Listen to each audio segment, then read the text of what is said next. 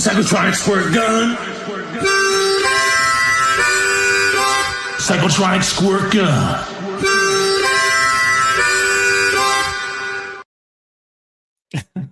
Hey, you guys, it's Psychotronic Squirt Gun.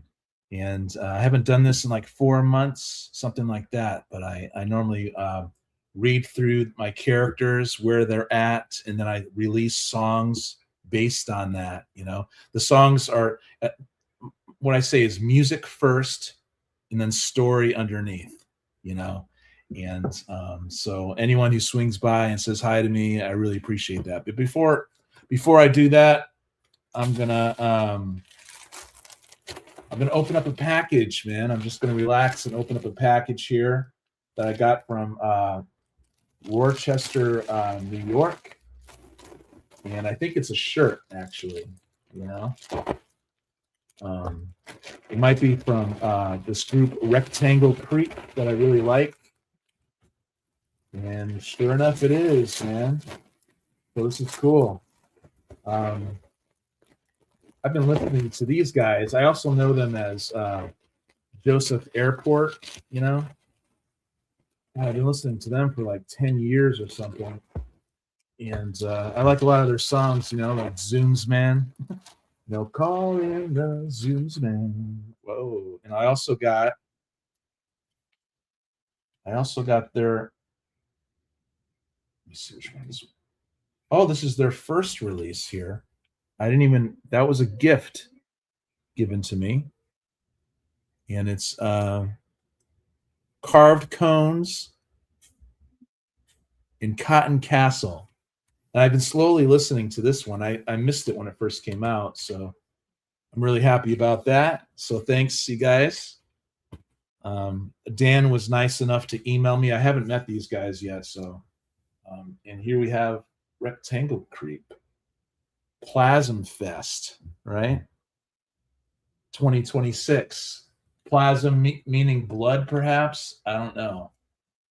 But this looks kind of big. The shirt might be a little too big. I don't know. I hope it's not. Well, it's extra large, so maybe it'll shrink. But yeah, that's pretty cool, right? Am I right? I kind of know these guys through like bunch of friends and stuff on Facebook. You know, we all like Guided by Voices, and I'm actually flying to Dayton, Ohio for the first time. I'm going to go to Heed Fest, and I'm looking forward to that. I'm really excited about that. Me and my wife are going to go, so I won't go alone. But hey, Lady Braven, what's up? Thank you for joining me. You were here like 4 months ago when I did this, and you know, so without further ado, let me first talk about Isabella Kirkwood. Well, actually, let me do this. Yo, Game Quest, what's up, man? Thanks for saying hi. I really appreciate when people swing by and say hi. Dude, I'm scary. Thanks, Sherlock Holmes, man. I appreciate it. Investigating stuff. All right, so yeah, I'm just gonna go here. I'm going to share the screen, and we're going to go to Psychotronic Squirt Gun. And right here is, you know, I'm not into being some big, you know, influencer on YouTube here, but this is where I tell my stories. Right now we're on Isabella Kirkwood. And here, let's go to videos here. And let me see how it looks like on here. That looks pretty good. And yeah, I normally have a music video here, which this is the primary thing. It's the music video. And like right here. And then I explain the story, which, you know, people could, you know, get into or not get into. It's not really a big deal. But yeah. And what we're going to, so I'm really excited about this. This is a freaking slow going process. And right now we're doing Isabella Kirkwood. And I'm going to start her story over. I'm only 2 songs into her story. And then I'm going to introduce a new character. But these are other characters, Kelly Harper and Polly Mathers and Daisy Ashcroft and Dr. Clarissa Kates and Eddie Clive. All these, I have artists that sketch for me too, so you never know where this stuff's going to go. And Chase Dagwood, you know. So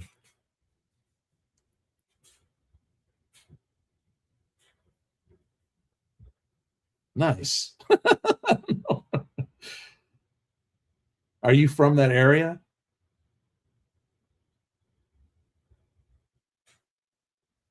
I don't. Yeah, that's pretty cool.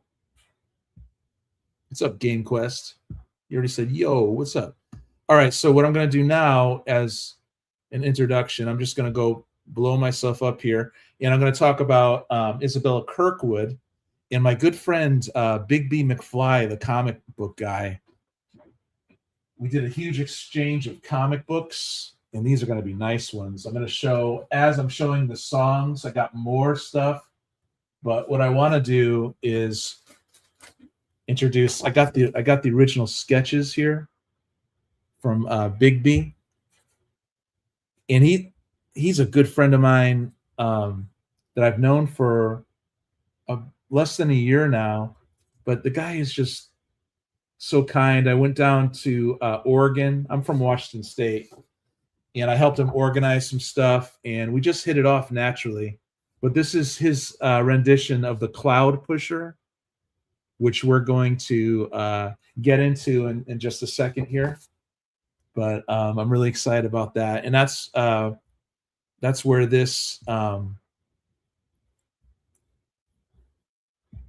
is from here. This Cloud Pusher is actually from his sketch, but we just had it colorized and computerized and all that stuff. But now we're going to add to stage this, and we're actually gonna go to Bandcamp here, and we're going to go to Psychotronic Squirt Gun, which is, so I release albums and EPs. I'm in the process of redoing my older stuff here, and it's taken me a long time. This is the first one. I got all of the first one done, so I'm going to release, I think, a vinyl for that. But here's Cloud Pusher, an EP that I'm slowly redoing these songs. And the first one is Cloud Pusher here. The Apple Cars is the brand new album I put out like a couple months ago that I'm really proud of. But here, although they're on different EPs and albums and stuff like that, you get a brief description of what she is, and then you click on here, and it goes to the next song, Wondrous Geometry, which is on this Cloud Pusher, right? And then you could read all this, and then you could go to her third chapter, which is Perhaps Prudence is Best. And you go to an entirely different album, and this is the third song. Although if you go to, Perhaps Prudence is Best right here, all the track listings are there, but they're not in order of the songs. So the songs are random on the albums, man. I've been working on this for years, and I'm just really happy with it. I also shout out my friend Brian Funk here, because I use Ableton Live a lot, even though I use real instruments and I use my real voice and all the music I create. I do it on Ableton Live, and I use Brian Funk's packs here a lot of the time. So, but yeah, this is the third song. Allowing the Vapor to Coalesce is the fourth song. So it's, if you click on the songs themselves, you actually have the story. And here's the fifth song, Two Soaring Birds, which is still on Perhaps Prudence is Best, but this is the backside. And then why was she seeing it is on Loops of Redemption. So it's pretty cool. So we're gonna go through this stuff, and I'm gonna read from a notebook first. So thanks for hanging in there with me, and shout out to everyone who just swings by and says hi. I'll be on for about like an hour or something like that, And yeah, so the first one is Cloud Pusher, which is this character right here. And she could, she's a very introverted person, but people who's very, very likable. People really like her a lot, you know? And yeah, but she reads a lot. She's to herself a lot. And one day she decided to, you know, poke holes in the clouds like you sometimes hear about, you know? And she was very successful at it. So I'm going to read the first chapter of Isabella Kirkwood called The Cloud Pusher. Hold on a second. I'm streaming.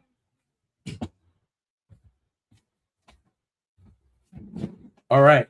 So here we go. So here it is, The Cloud Pusher, which I already released a couple of these songs already, but a free spirit gazing at the sky concentrates on poking holes through clouds, ends up being rather successful at it. So Isabella, to her surprise, right? To her surprise, after time, she begins to form empty contours with greater designs. So she's actually cloudscaping somehow. She's actually molding clouds.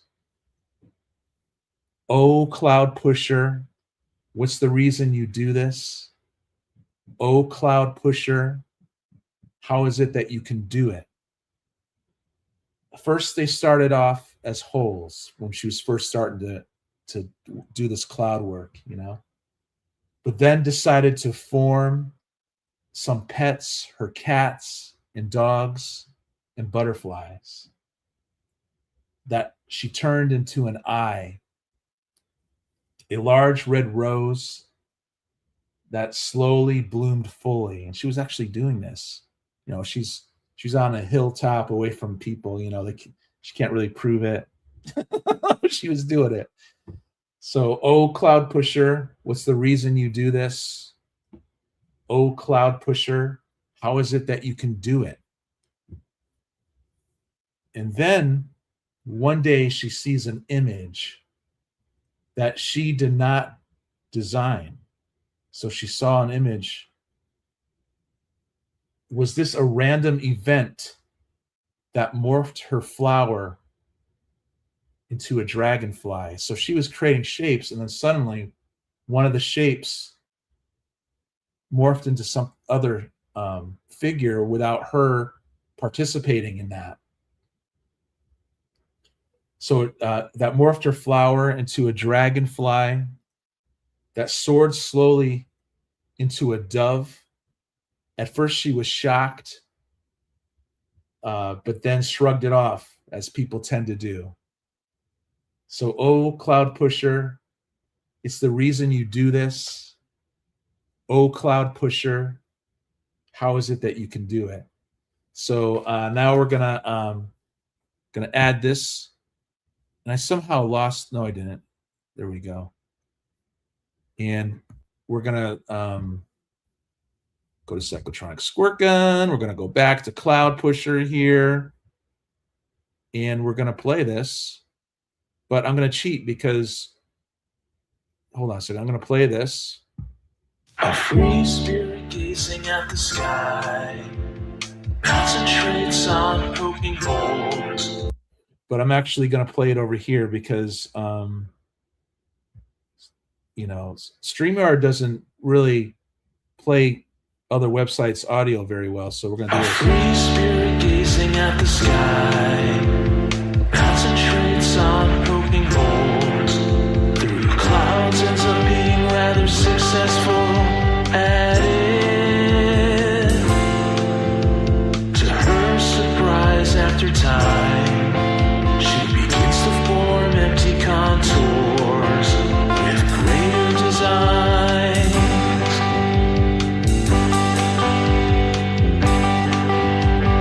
Oh, cloud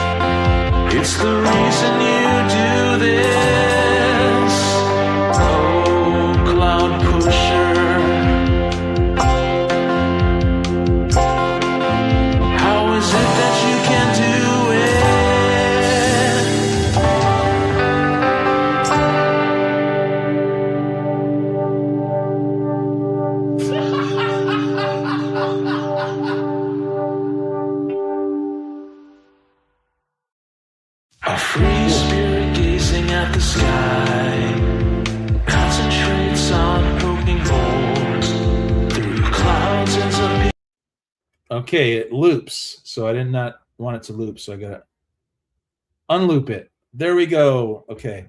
So yeah, this is a lot of this stuff's still kind of new. Dude, Brian, what's up, man? Appreciate you swinging by, dude. This guy got me into Twisted Teens. I know inadvertently through your group, but dude, I might go see them live, man. Okay. August 31st in Olympia, but they still haven't released the details, man. They're freaking sold out in Seattle. So I could look into Portland, but man, I've been freaking busy. You know what I'm saying? Yeah, dude. Twisted Teens, dude. That's like my favorite new band right now. But yeah, so now we're gonna oops. Like I said, I'm still freaking learning this stuff. So okay, so Cloud Pusher is the number one song of Isabella Kirkwood. And we could read her stuff here. You know, like Isabella's story begins right here. Meet Isabella Kirkwood. She's kind of introverted yet likable for the most part. She does enjoy spending time alone, though. She feels she sometimes loses herself when she's with others, but she still likes others, though. You know what I'm saying? Also, she's slowly realizing there's a strange relationship between her and some clouds she's been staring at. They seem to be responding when she imagines poking holes in them. So that's the first one. We just heard the song. I decided to play it on Bandcamp instead. I mean, on StreamYard instead of Bandcamp because it won't. Anyway, so we're moving on to the second song, which is Wondrous Geometry. Okay. And we're going to play this soon. But first I want to read, you know what I'm saying? I want to read my freaking lyrics. And I also want to show that my friend Bigby McFly also sketched Wondrous Geometry. So here's this sketch, you know, and I'm freaking loving it. Who knows where this stuff could go, because we're both a lover of comic books, you know what I'm saying? And it's a medium that's very interesting. And he's actually my age too, you know? So this is Isabella Kirkwood. And do we have a gooner, or is he a friend? What's going on here? So we're gonna I'll show these two again later. I'm gonna stream for about an hour, but I'll recap those two. But we're gonna read the second story here, and it's called Wondrous Geometry. I already released the first two songs. The following 5 songs will be new if you haven't heard it before. But and yo, Keith, thanks for saying hi to my friend Kat. You know, she's Kat with a K. You know what I'm saying? So this one's Wondrous Geometry. Well, she asked herself, Isabella Kirkwood asked herself, hey, Kenneth, what's up, man? Thanks for swinging by saying hi, dude. I appreciate it. Okay. Well, Isabella asked herself questions about how she was able to do this. What are the limits? But first, it seemed obvious to look at water vapor, since that is what clouds are made of, which led her to a Japanese scientist of all things, a scientist that studied observation upon water molecules. And so she thought to go to that because she's kind of nerdy, you know? According to this scientist's work, water molecules transform when exposed to words, thoughts, and intentions, especially sound. Those molecules exposed to loving, benevolent, compassionate intentions created pleasing symmetrical formations. Wonderful crystalline patterns, while water exposed, so that, you know, created pleasing symmetrical formations, wondrous crystalline patterns. But water exposed to fearful, discordant intentions resulted in disconnected, disfigured, unpleasant formations. So when someone, this Japanese scientist had someone just like, I hate you kind of thing on these slides, and the under a microscope, the crystalline formations looked horrific, looked unpleasant, that type of stuff. Hey, what's up, Bruce? Thanks for saying hi, dude, man. Appreciate it. Kingdom of Nerds, everyone. He's my friend. Yeah, so wonderful. Okay, so wonderful crystalline patterns, while water exposed to discordant intentions resulted in disconnected, disfigured, unpleasant formations. This scientist had a Buddhist monk focus on this to the result of wondrous geometry, right? Then she had the thought that everyone was primarily made of water, and this went far in explaining a lot, since clouds are made of water. So her studies here helped her acceptance of the cloud work she was doing, pushing clouds around with her mind, poking holes in them, and actually making figures appear. So we're gonna add this back to the stage.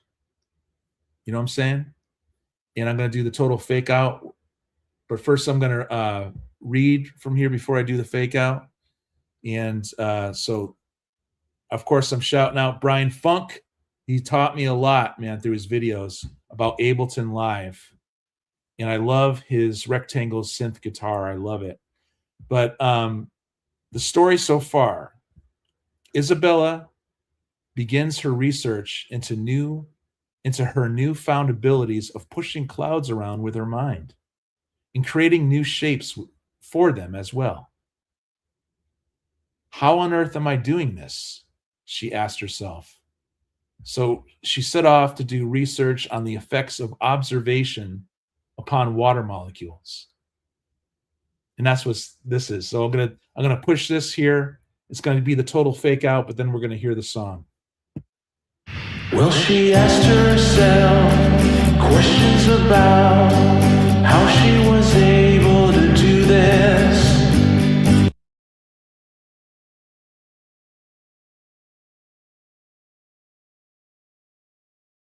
Well, she asked herself questions about how she was able to do this.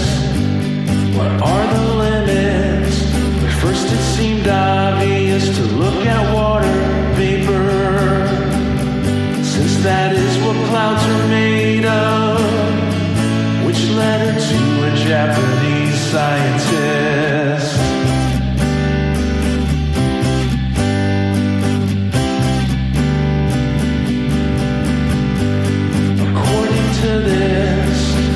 Water molecules transform when exposed to words, thoughts and intentions, especially sound. These molecules exposed to loving, but never live, compassionate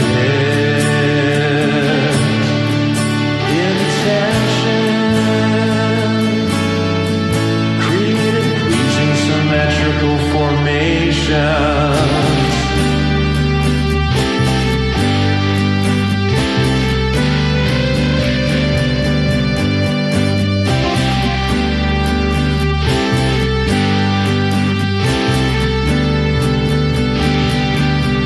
Wonderful crystalline patterns, while water exposed to fearful discordant intentions resulted in disconnected,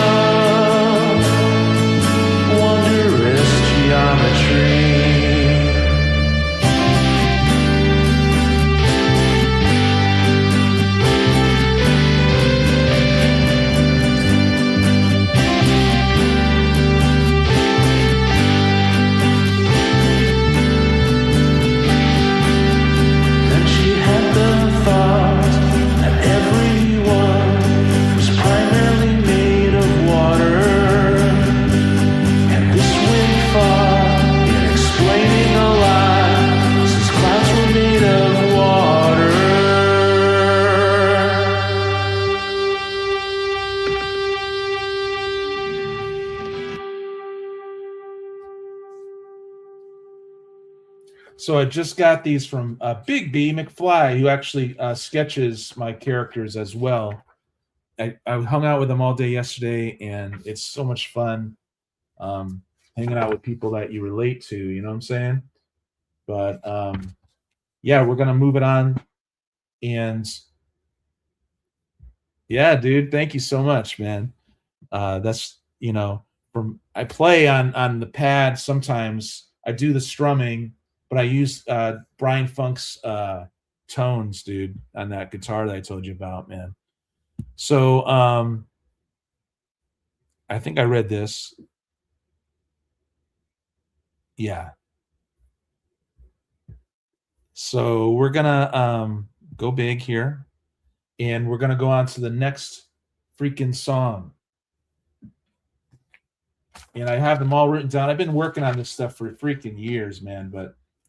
And I have the character's name on the other side, so I can always find him.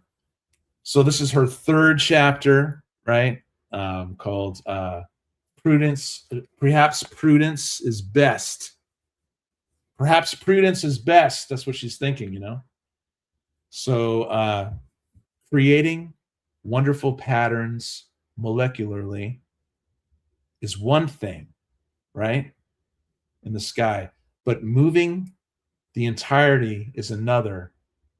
And at a distance is quite remarkable. She's thinking to herself, like it's almost like, pretty powerful if you could do this. But you're a loner, and if you show it to people, what are they gonna, what are they gonna say? She stared at it. She stared at one and punched a hole through it, then formed an arrow to fire through it. So she's doing this. Should she tell others about this, since she's, not sure how they would truly react to it, right? I mean, how would you react if someone showed you that they could do this? But she thought to herself, it seems like anyone can do this. So perhaps prudence is best. She certainly doesn't want to get into any trouble, right? Most people regard her as odd anyway, and ignore her when they first, not when they first meet her, because she's pretty good looking and she's very kind. But some people, they act really strange if you don't behave the way they want you to. But you all know about that out there. But as she looked up, letters drift and morphed together without her focus on it. Is this similar to what happened a while back in the first song? Suddenly a form takes shape without her intention behind it. Outside interference, and there were 3 of the letters that came together that held the word fam, or F-A-M. Later that day, she walked into a restaurant, and she bumped into an old cousin she hadn't seen in a while. So she made that connection. Like, and what is that a coincidence? What could this possibly mean? And was this merely a coincidence? And so we're going to bring it back here, people. We're going to add it to stage. And so we're going to, this last one was Wondrous Geometry. Now we're going to move on to the third song that I just read. We're going to click on that link, and it brings you to a different album. And this is the title track for this album here. And I'm going to do another fake out, but I'm going to read the story so far, I think. The story so far: Isabella becomes a little less startled by the outside interference in her cloud-pushing pursuits, and gradually becomes more intrigued by it. After all, nothing adverse happened to her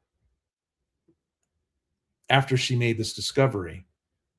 She's highly intuitive and knows how to wait. So at first she was startled by it, of course, but when something brand new and bizarre happens in your life, yeah, you're startled by it. But if nothing happens bad to you, then you would adapt to that. So we're gonna play this here. Prudence, perhaps prudence is best. We're gonna do a little fake out. Creating wonderful patterns molecularly is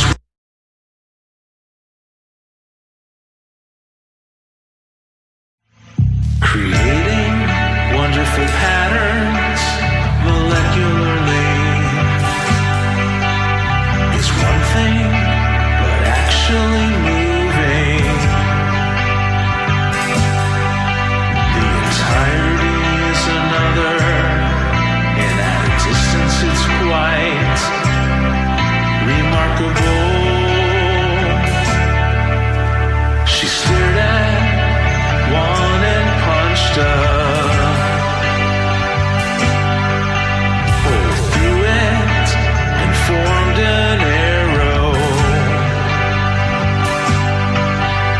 to fire through it. Should she tell others about this? So she's not sure how they would truly react, but it seems like anyone can do this. Perhaps prudence is best. She certainly doesn't want to get into any trouble. Most people regard her as odd anyway and ignore her.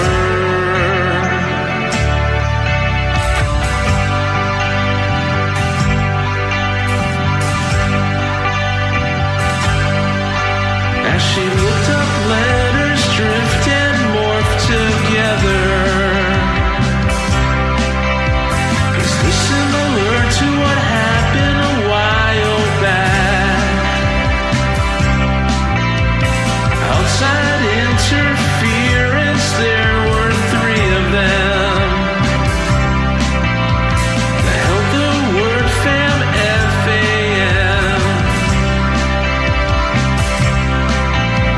I held the word fam, F-A-M. I held the word fam, F-A-M. Later that day, she walked to a restaurant.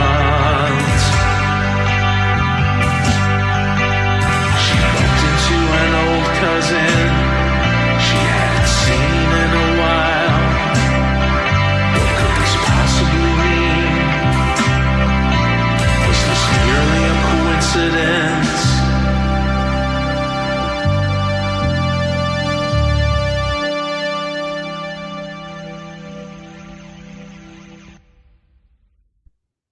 Cool. So that was the 3rd chapter, perhaps prudence is best.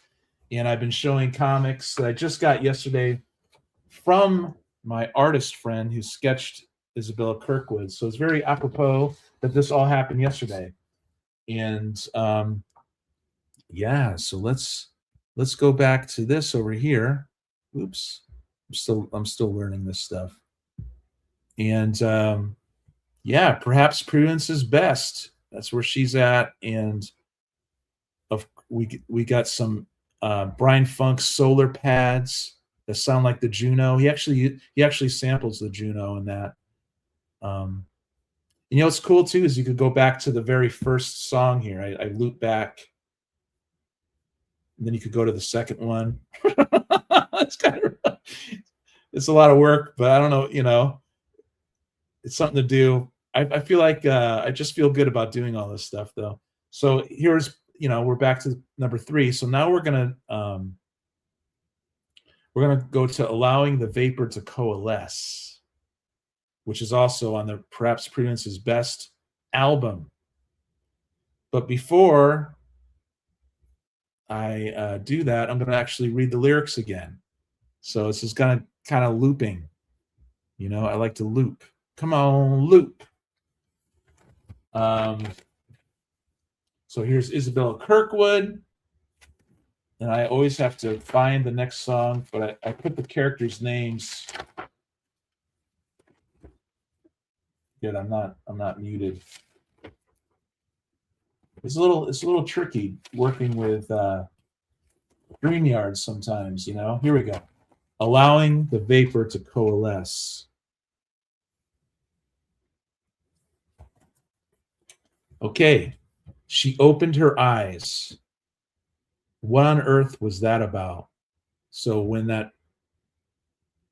she went back to the hill where she does her cloud work, and she saw Fam, and she was contemplating, what the heck was that about? Then suddenly, similar cloud patterns appeared in the sky. A weird spiral, not swirling as fast as the vision, but nonetheless was there.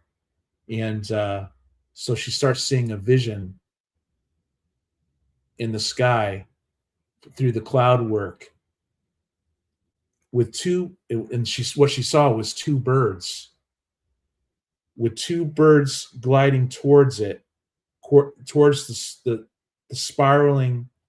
There was like a vortex or something that she was starting to see, and these two soaring birds were headed towards it. Then she watched the birds collide, then carefully formed a heart. Was it her imagination? You know, because, you know, this is over time, you know, so her acceptance level is getting there because she actually studied that Japanese scientist there. When she spotted the tinges of blue in the clouds, it was a momentary flash. She never knew to try a color before. So now she saw color in the clouds that wasn't there before. And if she darkened that color, or if she just darkened the cloud, what would that mean? She thought to herself, you know? What would mean was that the clouds would condense, and technically she would be creating water. If she did that, and then wait a minute, she thought to herself, this communication reached a new level because the new formations in the sky guided her thought process along, because she contemplates for herself. And so it was a strange roundabout way of communication. And that's what it really occurred to her. This communication reached a new level. Is this how it or they do it? Whatever is loosely communicating with her. Focusing on a shadow first, then allowing the vapor to coalesce. She paused and focused on a question mark. Hey, what's up, Tim? What's up, man? Thanks for swinging by and saying hi, dude. I'm on the 4th chapter already. It's called Allowing the Vapor to Coalesce, and I'm going to slowly release these as singles when I can get to it. But I finally have it mastered. I have these songs mastered. So now what we're going to do, thank you so much for being here, dude. Thanks for swinging by and saying hi.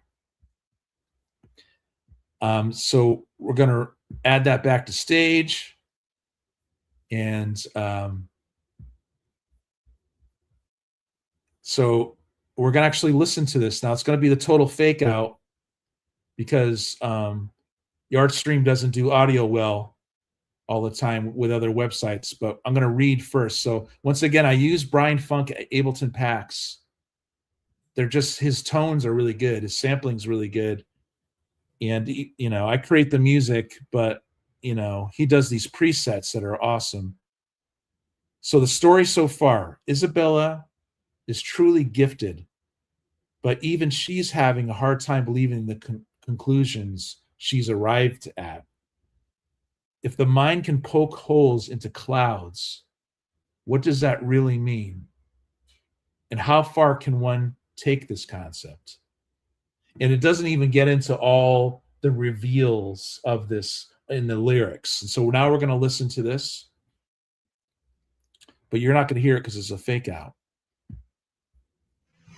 She opened her eyes.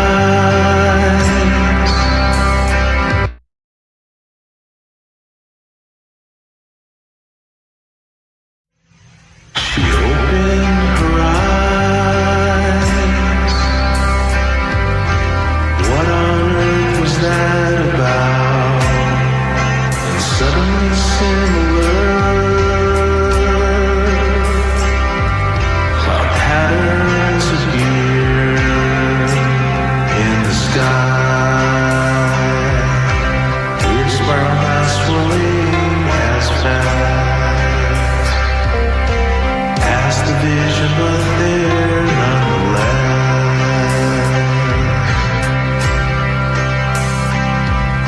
With two birds gliding towards it, she watched them collide and collectively formed a heart. Was it her imagination when she spotted the tinges of blue? It was a momentary flash she never knew. A tricolor before it, what if she darkened them? What would that mean?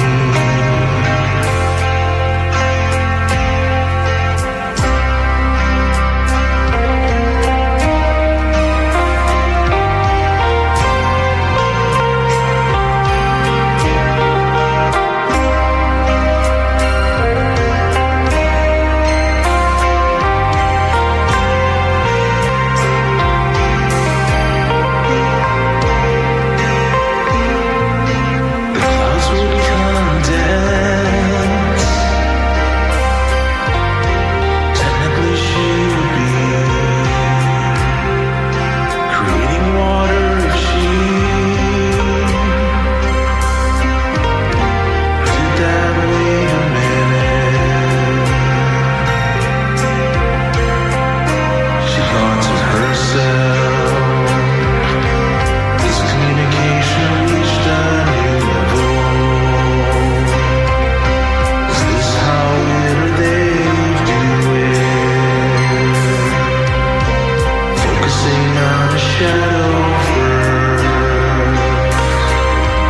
then allowing the vapor to coalesce. She paused and focused on a question mark.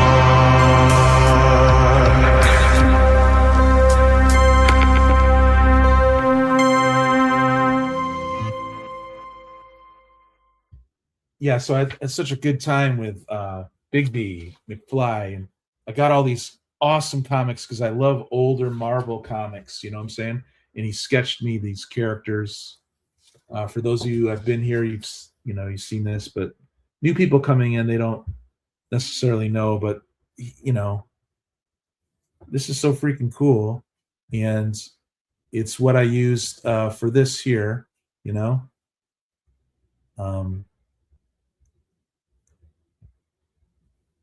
this right here is what I use for that. Oh, this is Callie, but this is her right here. Isn't that cool? So thank you, Big B. Really appreciate that. And so we got allowing the vapor to coalesce, which is this right here, which is, I think, the fourth song. And now we're going to go to, thank you so much, man. Bunny Lohop, man. Keith, thank you so much, dude. Yeah, I'm excited because we're going to keep working together, those sketches, if that's what you mean, Cool, man. Thanks, Tim.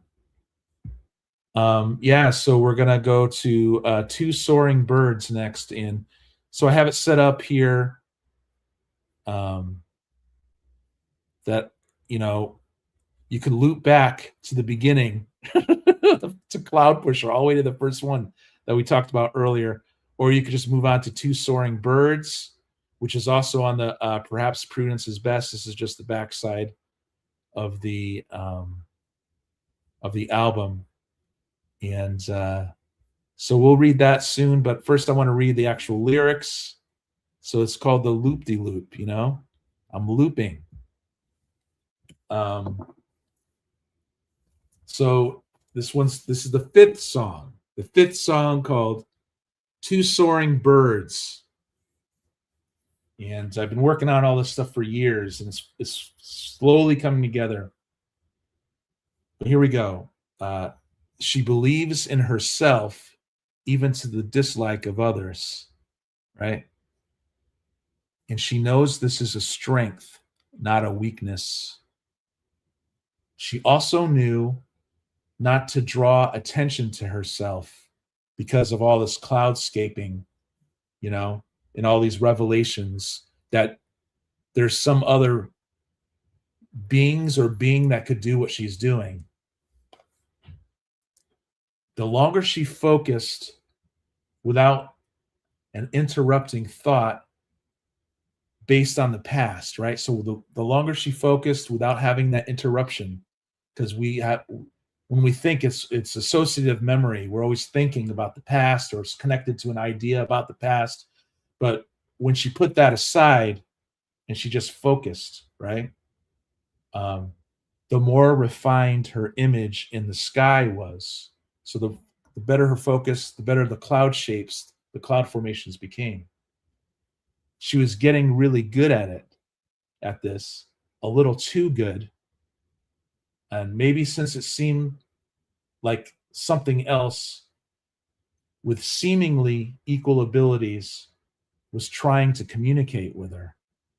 So, like I just described, she knew to keep her mouth shut because they'll lock you up if you talk this way. Even if you could demonstrate it, I don't think society would actually believe it. And especially in modern civilization, if you demonstrate it, sure, around people, they'd be wowed by it. But if you try doing it online, they would think it's AI generated or something, So there's like a double sword there. And so how did it know about the family member that we talked about in the prior chapters, where the clouds formed the word fam, F-A-M, and then she bumped into an old cousin after that. She laid back and closed her eyes, focusing. It did make her a little drowsy. As she relaxed, she cleared her mind and saw two birds soaring. Seeing it again, they were soaring through the sky. The image had lower resolution and was shadowy. Okay, so instead of doing the cloud work, she closed her eyes and she started seeing the shadows of what she saw in the sky. Without the cloud work, she was just focusing with her eyes closed, and she saw the shadow of the same thing she saw in the sky.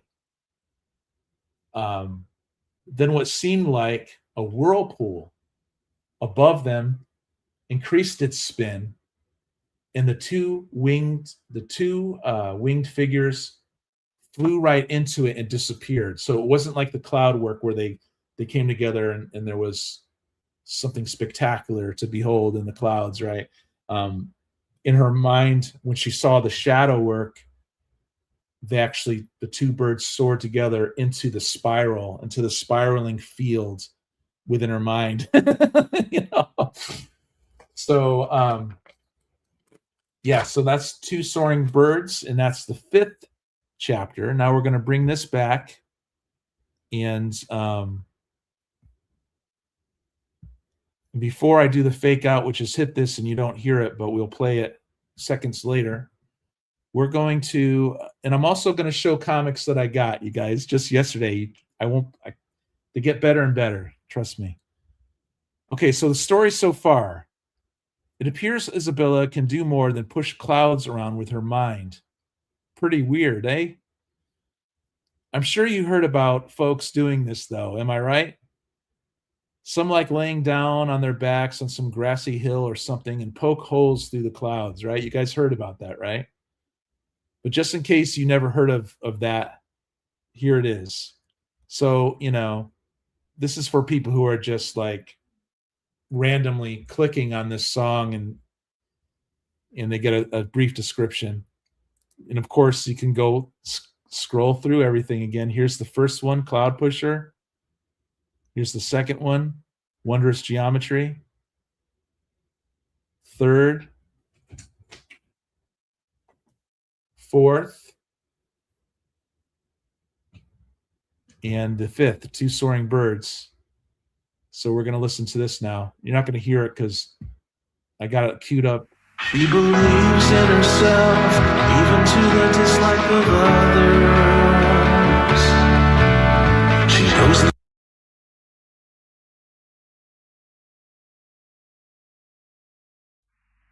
she believes in herself, even to the dislike of others.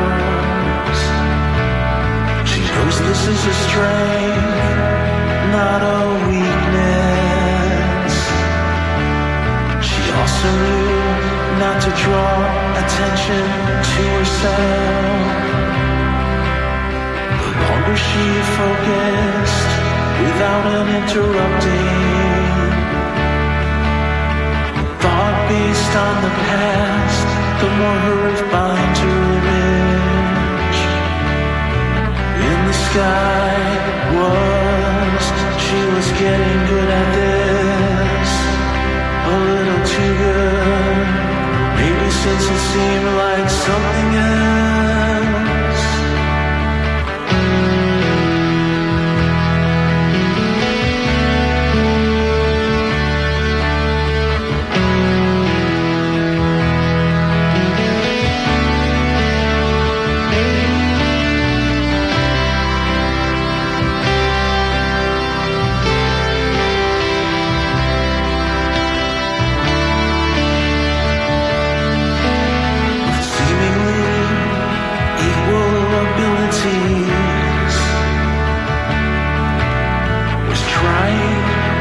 Communicate with her. How did it know about the family member?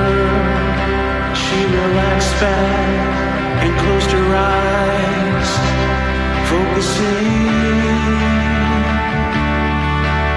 It didn't make her drowsy. As she relaxed, she cleared her mind and saw two birds soaring through the sky. The image had lowered. Resolution was shadowy. What seemed like oval pool above them increased its spin, and then the two winged figures disappeared, flew right into it.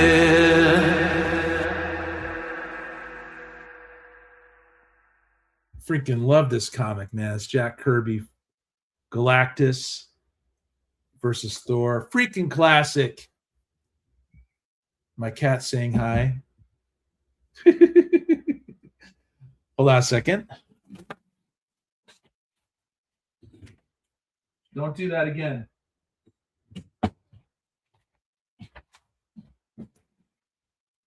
All right. So, yeah, that was really cool. The fifth song was Two Soaring Birds, right? And now we're going to go to the sixth song of Isabella Kirkwood. And Thank you for those swinging by, saying hi, stuff like that. This is a real trip for me to do this, man. You guys get to see my progress as I'm creating new stuff. You know what I'm saying? Dude, thank you. Thanks, man. And thanks for listening, Brian. I look forward to meeting you, dude. Are you going to be at Heat Fest? You know, I've never been there before in Dayton. Are you going to go? Cool, man. I'm glad you like that song. So here is Why Was She Seeing It? This is a little more rocking. You know, we got rockers too. So we're going to remove that. We're going to add it back to stage. And here's Two Soaring Birds. And we're going to Why Was She Seeing It? Yeah, now we're in Loops of Redemption. You know, Loops of Redemption, man. And I really love this album, even though there's still some songs I got to fix on there. A lot of these early albums I'm fixing, but once they're fixed, I'm going to be really happy about that. So, no, you haven't been there either, huh? Yeah, it's my first time. I've been a Guided by Voices fan, though, man, for like freaking over 20 years, well over 20 years, over 25 years. I just got, I don't know if you heard of Rectangle Creep, but these guys like Guided by Voices as well. I never met them. I just got this in the mail. I opened it earlier, and I got their shirt, Plasma Fest. I think it's in some dude's garage, like Gary's garage. I don't know. I'm not, if it's a joke, I'm not in on it. You know, but I love those guys. Joseph Airport, all that good stuff, man.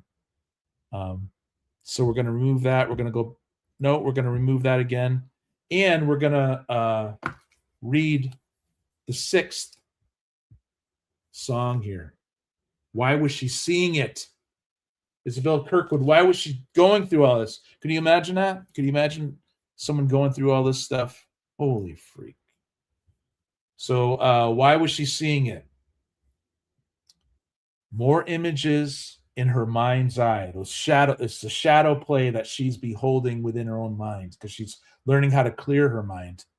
And so she's seeing this shadow work that was once in the sky, but now is in her brain. So more images in her mind's eye. A story was emerging. What did it mean? Some type of epic struggle in which unpleasant lizard shapes expanded and multiplied. Then suddenly was pulled into a singularity. So suddenly she's within her mind's eye.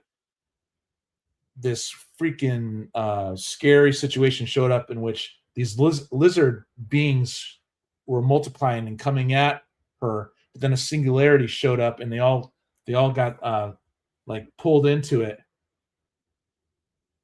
And then with pleasant bird-like shapes filling up the field instead of the lizards. The field then somehow bent back, and the unsavory forms returned. You know, so the field of vision somehow rippled and bent back, and then the freaking lizards were there again. The lizard beings. Yeah, dude, I've seen Guided by Voices a lot, my man. Yeah, they're my favorite. They're my favorite. You know, so only to be sucked back into that singularity point, those lizards. And they were disappearing. It was a battle. You know, it was a battle, she deduced. But why was she seeing it? It was as if a beam of consciousness was directed at her. And she knew that this was important somehow. The struggle ended. It suddenly ended with alien-like reptilian hominids all over the place. And they were quiet and frozen as if waiting. She visualized the whirling column herself within her mind. She didn't like this. They were suddenly around her. So even though she was beholding this psychic message or imagery or whatever you want to call it, right? She decided to get in there and she created the singularity. She created a whirling column and sent them back to that singularity herself, then opened her eyes. So she like took control of that vision. It was so horrific for her, you know? So now we're going to listen. This one's a little more rocking, you know? All songs are written by me and it's a lot of fun. So here we go. Well, actually, we're going to do the fake out. But before we do the fake out, we're going to do the story so far.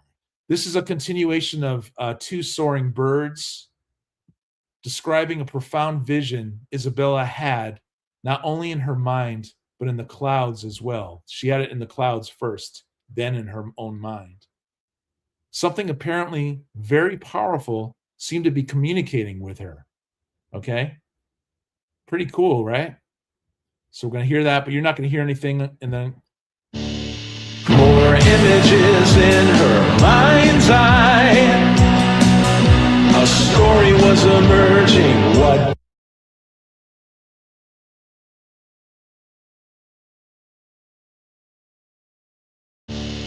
More images in her mind's eye. A story was emerging. What did it mean? Some type of epic struggle in which unpleasant lizard shapes expanded, multiplied. Then suddenly we're pulled into a singularity with pleasant bird-like shapes filled up the field.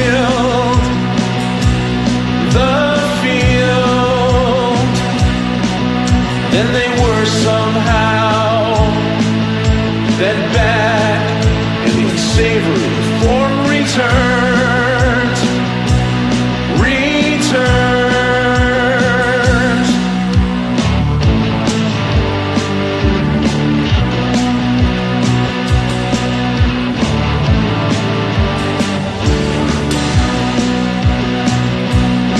Only to be sucked back into that point. Disappearing, it was a battle. She deduced, but why was she seeing it? It was as if a beam of consciousness was directed at her, and she knew this was important somehow.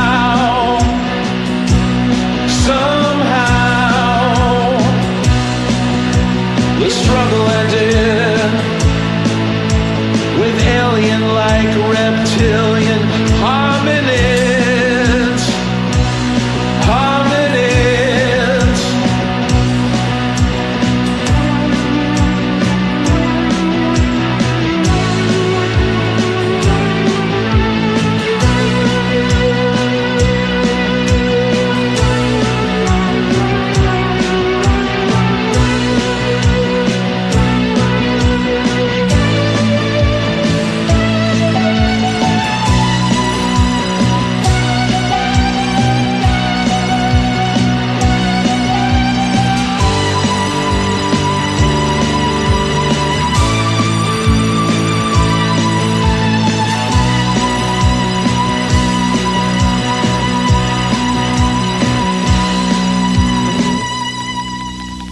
Quiet and frozen as if waiting.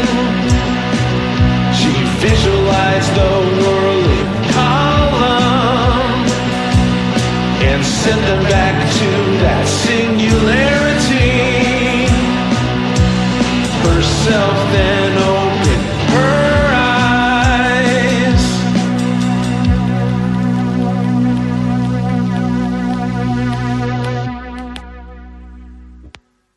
just got this John Romita original. Yeah, John Romita Sr. I just got this yesterday from Bigby. I always sniff, dude. Sniff the old stuff, you know what I mean? But man, I freaking love this. I had a good day yesterday, man. And it's Bigby McFly who did the character designs for me. We also trade comics and just have some laughs. He doesn't live that far from me. This is actually Callie and Polly, where they left off, but this is Isabella Kirkwood. Why was she seeing these images, you know? I mean, what the freak? So we're going to add that back to stage. Thanks for everyone who's just swinging by, saying hi, or even sticking around. Really appreciate it. And this is where my friends get to see how I slowly change, ever so slowly, get better. So that was Why Was She Seeing It on the album Loops of Redemption, which that was the first one that I made. I really kind of liked a lot, you know. That's not true, but this one stood out in my mind when I did it. And so the next one is Would Know Soon Enough. So this was the 6th song. Now we're going to the 7th song. Would Know Soon Enough, which is still on the Loops of Redemption album here. All the songs, they're not like in any particular order, just on how they, you know, because it's the music first and how they sound next to each other first. But so the storyline is scattered randomly throughout these albums. But we're going to read Would Know Soon Enough, you know. So we're going to do that. We're going to go here, and we're going to look for the last Isabella Kirkwood song. Would know, she will know soon enough what the freak is going on. And then we're going to introduce a new character, maybe 2 or 3 songs. Then I got to get out of here and be on my friend Matthew's show and get the place ready. I got to pick up my wife tomorrow from the airport, all this stuff. Been running around like a madman. But here's the 7th song, Would Know Soon Enough. Isabella returns to the question mark, right? That because that was how she decided to have an intent to communicate back to this elusive intelligence that has this roundabout way of communicating. You know, it's like, why can't you just communicate directly? You know, but there's a purpose for it, and you'll find out what the purpose is later on. But here we go. So would know soon enough. She returned to the question mark, elected to spend time with it. Although in a way, when she entered this state of mind, it was as if there wasn't any time. So she was learning to focus without, like I said earlier, the associative memory of what we're always thinking about something, past related concepts from the past, people from the past. And this type of focus requires none of that. You're just present. And later that evening, as she drifted off to sleep, so this is quite some time later, she began to dream as a smiling being was telling her what to focus on. So she was in like this state where she was drifting off into dream states. And to read up on some science to understand that she has an observer in her, which is wonderful. And she didn't really know what the freak this thing was talking about. Observer, what? In her hazy dream state, she did remember to ask about the communication via clouds, and if this being knew about it, you know. So she was still in a dream state, you know, and you're not exactly rational, so you don't necessarily suspect right away that the being who's interacting with you is actually responsible for the cloud work. She was still in a dream state. So, you know, in the communication via clouds, if this being knew about it and he smiled and told her if she focused on the candle flame or a candle flame without another thought interrupting her, she would know soon enough, right? What this is all about. And he also added, remember, it's your life, and only you can decide what to do with it. And then she asked, who are you? And he replied, a teacher. I could be yours if you wish. I could be your teacher, but you need to do some work and take responsibility for your life. And then she woke up, and that's the last chapter of Isabella. We're not going to come back to her probably till next year, but she's the cloud pusher, and that's the cliffhanger, if you want to call it that, for anyone who's interested. So we're going to add this to stage, and this is Would Know Soon Enough. Of course, we're going to do the loop-de-loop. We're going to read here. The loops of redemption. That's what's going on here, right? The loops of redemption. The story so far. After her intense vision, she falls asleep and has an intense dream. In this intense dream, she meets for the first time a mysterious character who seems to want to help her. And that's all that's described here. So I'm going to do the fake out. We're going to push this play here. She returned to the question mark, elected to spend time with it. Oh.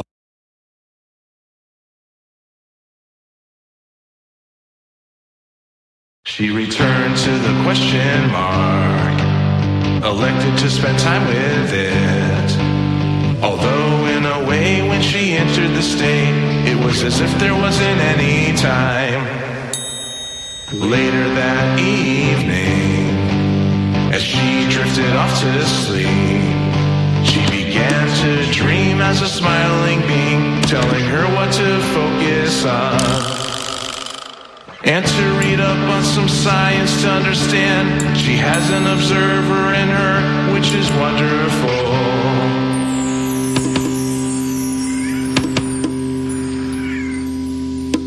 In her hazy dream state, she did remember to ask about the communication via clouds if this being knew about it. He smiled and told her if she focused on the candle flame without another thought interrupting, she would know soon enough what this was all about. Remember, it's your life, he said, and only you can decide what to do with it. Who are you, she asked. A teacher, I can be yours if you wish, but you need to do some work and take responsibility for your life.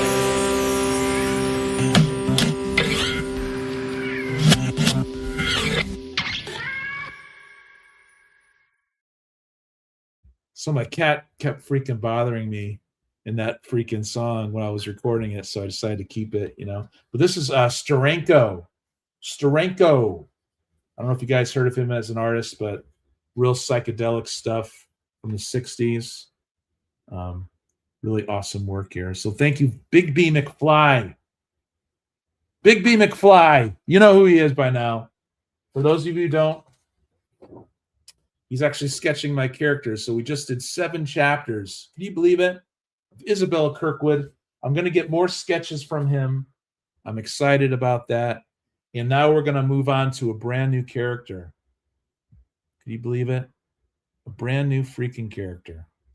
So let's do this. Let's go there. And we're going to go to Psychotronic Squirt Gun. And the new character is on the best part yet. So first this came out, then this, and then this came out. The best part yet. Now, these songs I'm going to share are not mastered yet, and the masterer needs to work on them. My friend Matt, but This is Ripley Kates, who is Clarissa Kates, Dr. Clarissa Kates, who I introduced last year. It's her brother. And he's ex-Delta Force, you know? So we're going to go here, we're going to go here, and we're going to remove this. And I'm going to find Ripley Kates, right? We're going to find Ripley Kates. We'll be here. You never know where it's going to be. I got to start from the beginning. I should have, actually, while I was listening to the music, I should have found that place. So my bad. But thanks anyway for swinging by, you know? This is all impromptu live, people. You know? You can only do so much preparation, and then you forget, or I forget. Clarissa Kates. Ripley Kates. Here we go. Here we go. Okay, so his sister's notion. Right? I've been working on this for years.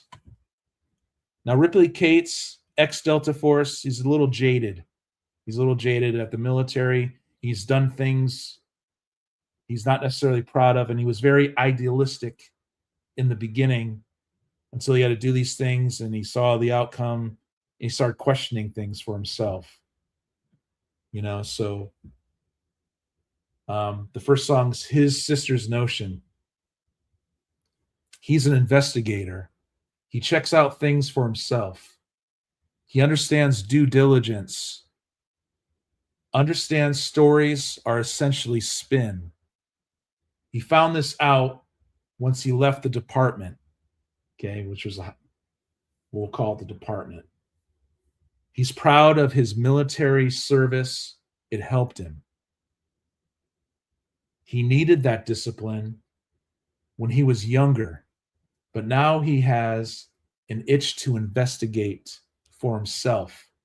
And that's why he's a PI. So he's a private investigator, ex-military guy, jaded on what he had to do as a military guy, you know, because it's no joke, man. They do freaking incredible things for us, the military.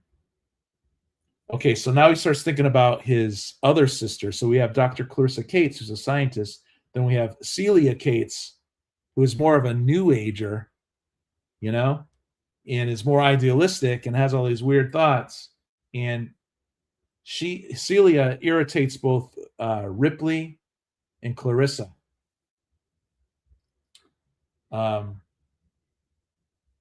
It's amazing what his new age sister thinks, what she's willing to believe without doing the work, and to arrive at such conclusions. You know, faith is one thing. This is all, he's got this monologue in his head. Faith is one thing, but belief is another.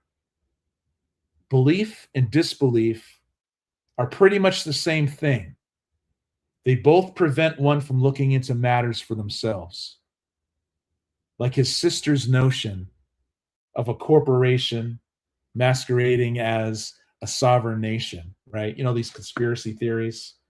That one being, you know, oh my God, the government's just a corporation and it's no longer the the republic.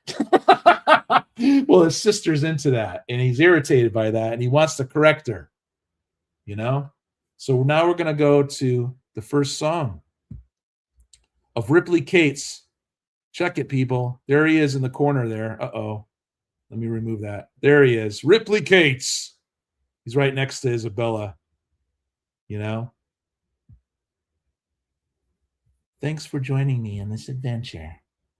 All right, so before I fake you guys out with the push play button, we'll listen to the song seconds later.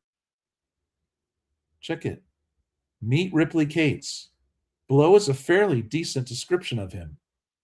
His story continues and correct his naive sister, Celia. But I don't put Celia there, but man, he's freaking irritated with his sister. You know what I mean? Tired of freaking hearing her bullshit.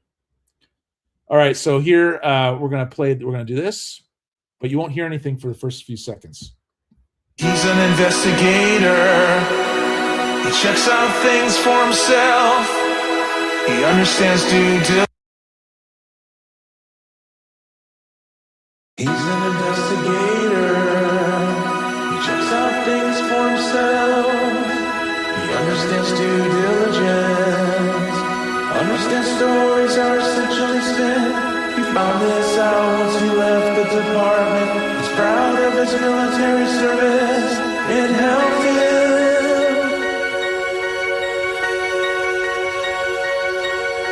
He needed that discipline when he was younger, but now he has an itch to investigate for himself. That's why he's a PI. It's amazing what his new age sister thinks, what she's willing to believe without doing the work to arrive at such conclusions.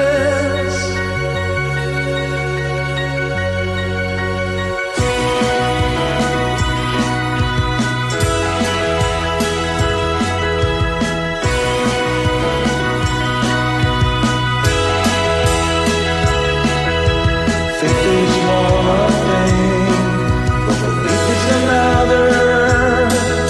Belief and disbelief are pretty much the same thing.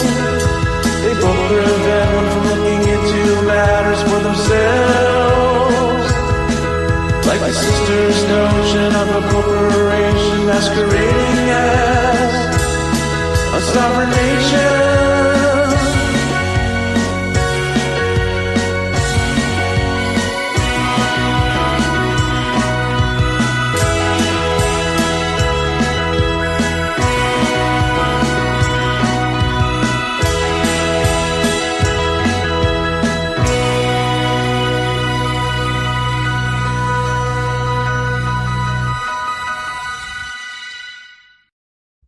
All right, yeah. So this has been a great show. I got 2 more songs to do. I've been showing stuff that Big B McFly got me yesterday, man, and it's freaking fun. He's also Dylan. Just so you know, he's been sketching my characters. Dylan's another friend that I met here. Dylan, I got all of this. First off, I gotta freaking do this. I gotta say, Dylan, you son of a. You know what I'm gonna say, man, because I got to do this. Here we go. If I could freaking find it.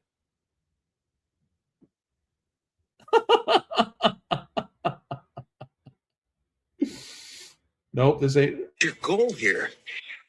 To get everybody to hate you? Because it's working. That wasn't the one I was going to show Dylan. I don't know if I freaking deleted it or what. Man. Who the hell is interrupting my kung fu? These are all compliments of my friend.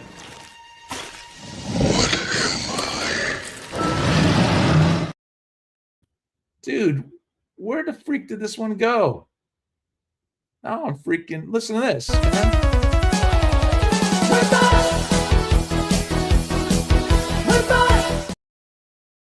Now, here it is. This is for Dylan, my man Dylan, who's taking these older comics. I'm going to be working with him, and he knows how to restore or preserve is the better word, or whatever it is. He's the expert.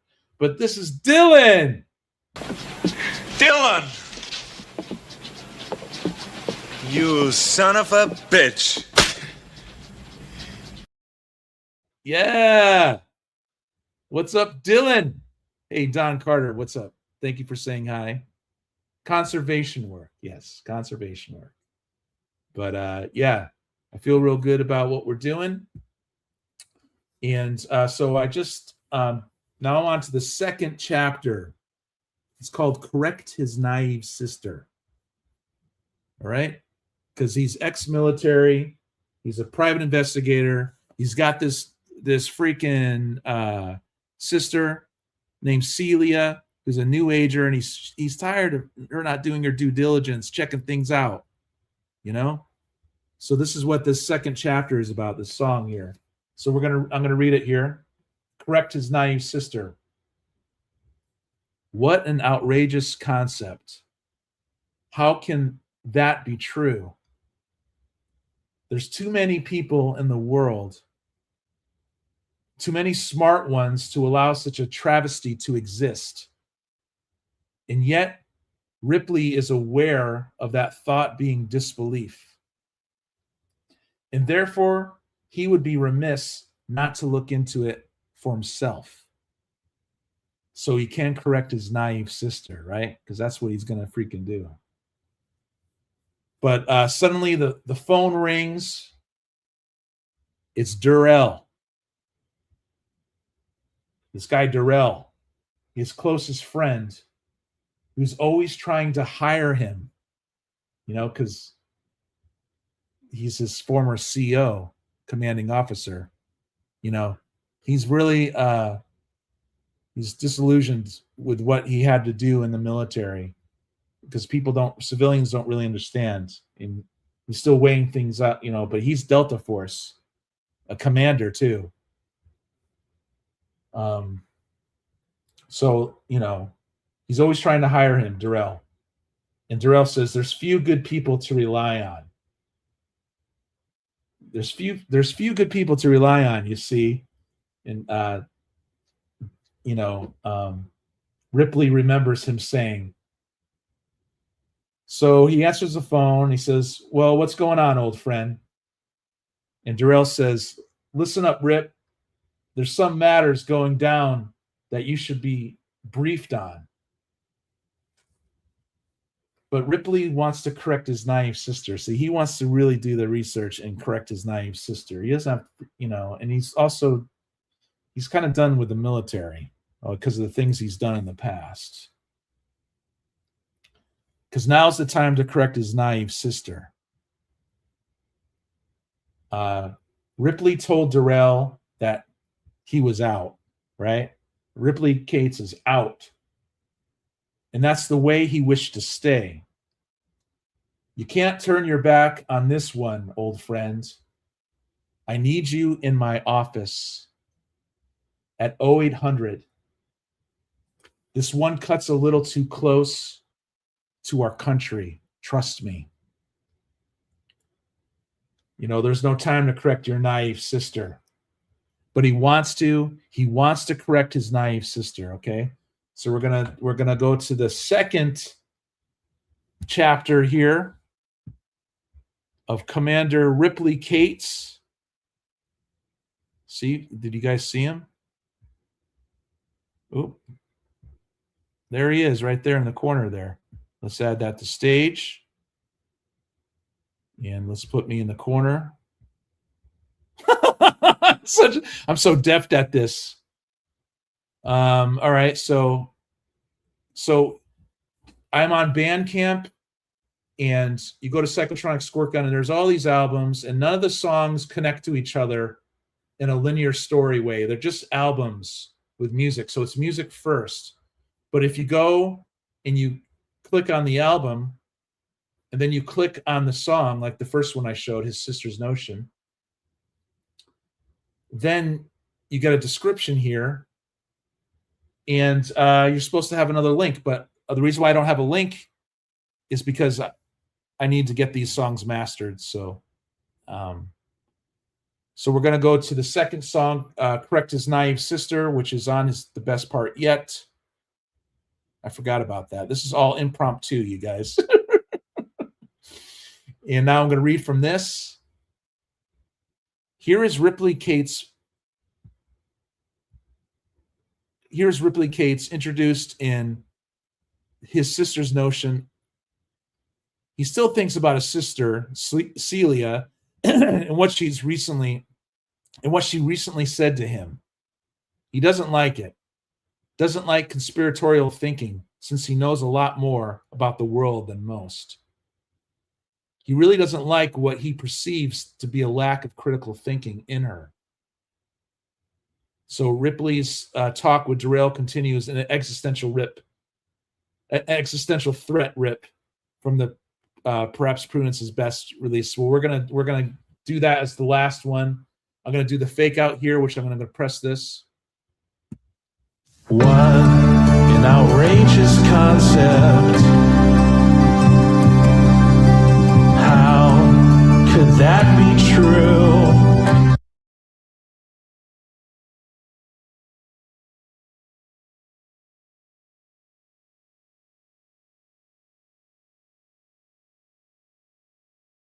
What an outrageous concept.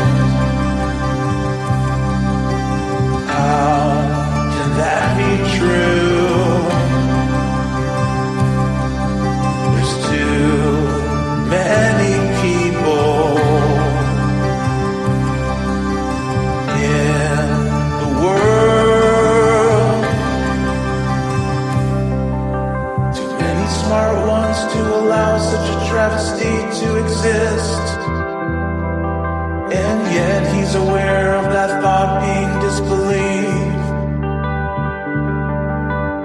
Therefore would be remiss not to look into it for himself. So he can't correct his naive sister. The phone rings, it's Durrell, his closest friend, who's always trying to hire him. There's few good people to rely on. You see, apparently he remembers him saying, well, what's going on, old friend? Listen up, Rip, there's some matters going down that you should be briefed on. But he wants to correct his naive sister, 'cause now's the time to correct his naive sister.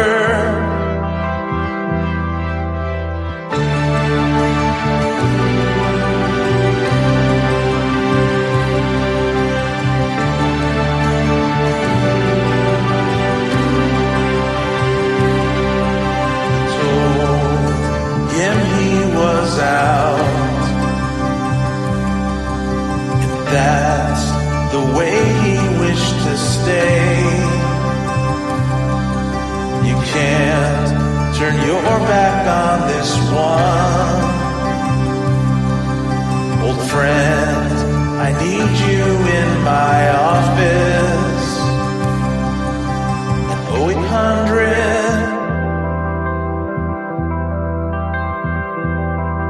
This one cuts a little too close to our country, trust me. There's no time to correct your naive sister, but he wants to correct his naive sister.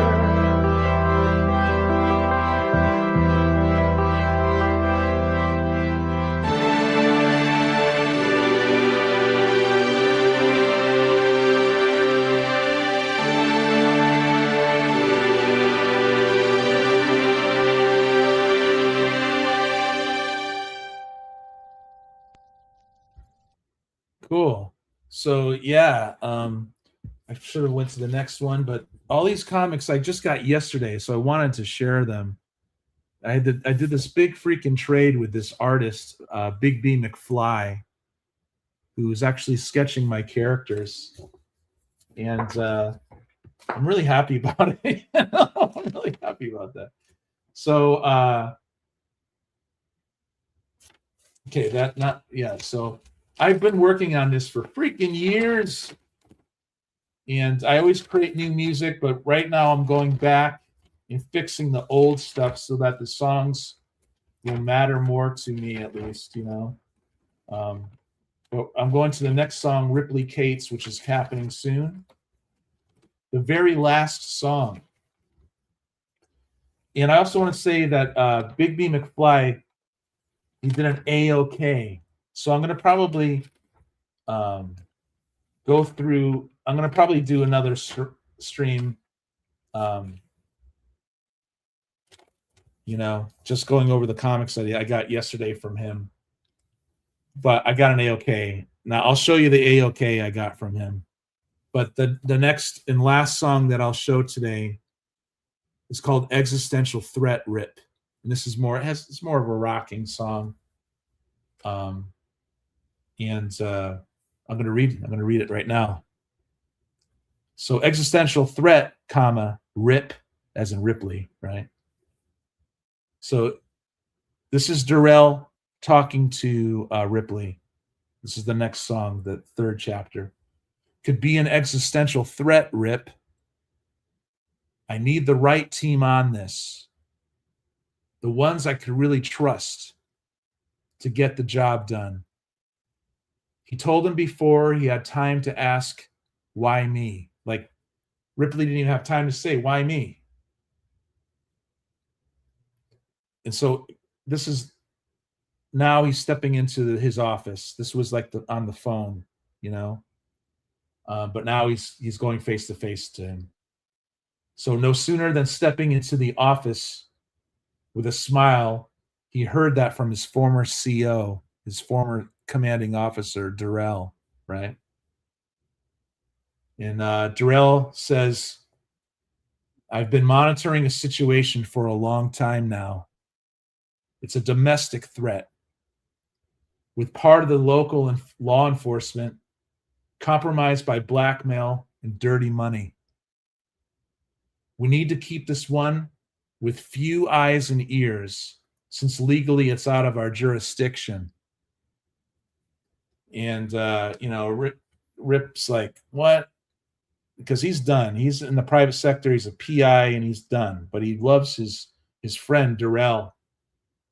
But he says to him, you're speaking as if I already agreed to this, sir. I have extreme reservations about being used. Who wouldn't? And a lot of these guys who are military, they do incredible things. But Ripley was cut off before he could finish.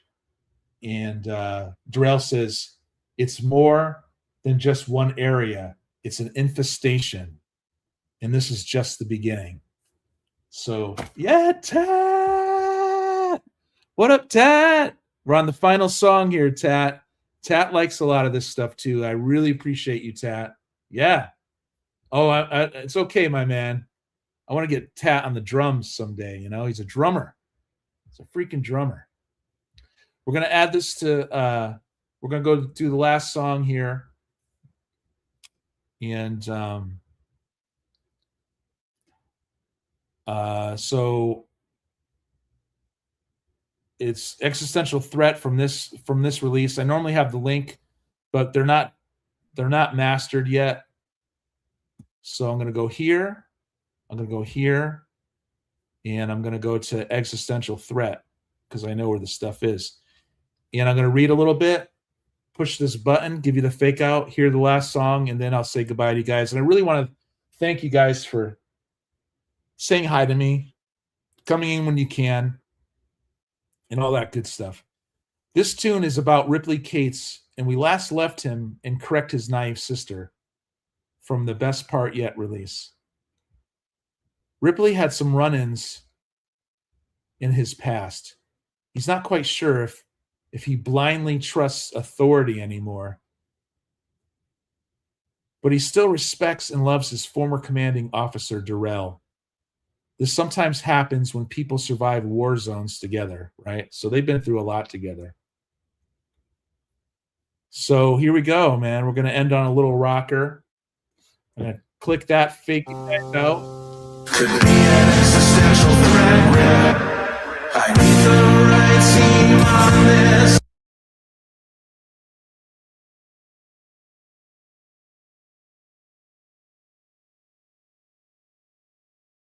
Could be an existential threat, Rip. I need the right team on this. The ones I can really trust to get the job done. You stated before you had time to ask why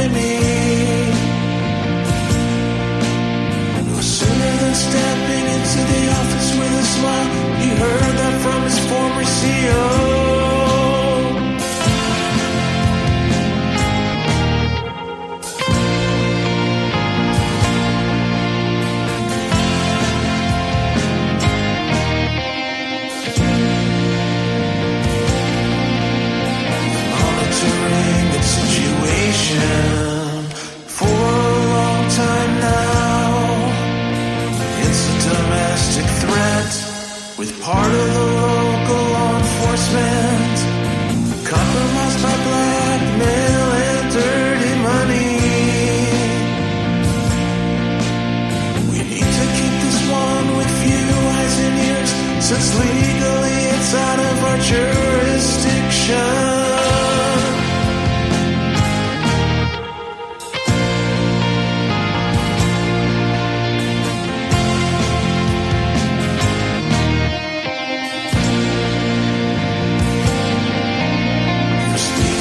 If I already agreed to this, sir, I have extreme reservations about being used, but was cut off before he could finish it some more. Just this one area, it's an infestation, and this is just the beginning.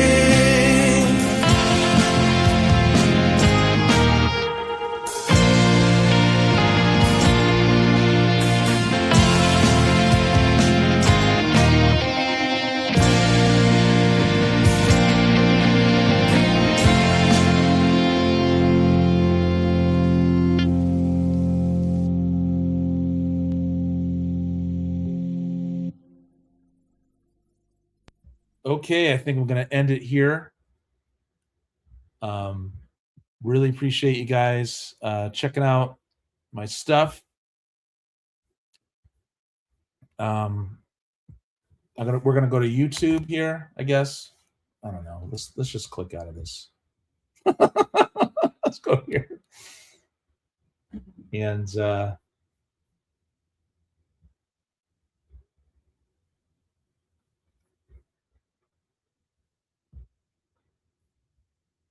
we're gonna go. I'm gonna sign off here, but I wanted to just let you guys know that I collect everything here at the Psychotronic Squirt Gun YouTube, where I slowly change this stuff. So it's a slow going process. We're actually beaming live from there right now. I have these playlists, and this Isabella Kirkwood right there. I got from this here, from my friend. You can also, we can switch the account. If you're into comic books, please check out my PSG Comics channel right here. Every Thursday, I drop a new video. I love doing this stuff, man. And you could get comics from me for 50 cents. But you could also check out my Monday show. You know, I have a Monday show as well. So, a live show that I don't beam into Facebook or that other one there. So that's it, you guys. Cool. Thank you so much, man. I really appreciate it. It's a lot of work putting this together and doing it impromptu. You know what I'm saying? You know? Yeah, check out Big B. I'll do the show, shout out to Big B. I should have done that. I wasn't thinking. But he's actually illustrating my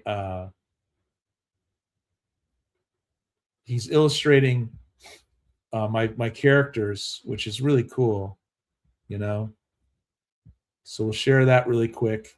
I hope you guys have watched the Doom's freaking Day trailer coming up, man. It's freaking awesome. Big B McFly. So here's the Big B McFly, the comic book guy. You know, great guy. And we get along naturally. So I really like that. I think he did a shout out for me at one point here. But yeah, here's something that's another character he drew for me, you know. So that's it. That's Big B McFly. He was here yesterday, and he sketched my characters and got comic books. I'm gonna do on the PSG comic side. I'll do a haul of all. I'm not even done. There was an AOK, the incredible AOK. I haven't even showed it yet, so I think I'll save it for that. I really appreciate my friends being here. Until next time, right? Psychotronic Squirt Gun. Psychotronic Squirt Gun.